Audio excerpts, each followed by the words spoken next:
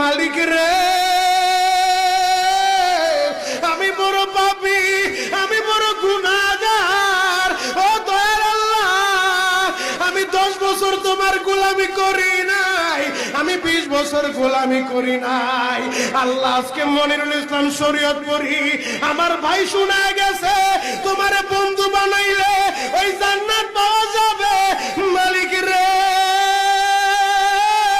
তুমি আমারে দাও না মাফ কইরা। যুবক রে, যদি কেউ আল্লাহরে বন্ধু বানাইতে পারে, তার কোনো আর চিন্তা নাই, তার চিন্তার কারণ নাই গো বাবা। এ যুবক ভাইরা, দাড়ি পাকা বাবাজিরা, সবাই আমার দিকে একটা নজর তাকান। এই যে দেখেন, আমি হাতের ভিতরে আহারের টিস্যু দিয়া কাফনের মতো একটা দৃশ্য বানায় ফেললাম। এমন একটা কাপড় আপনার শরীরে একদিন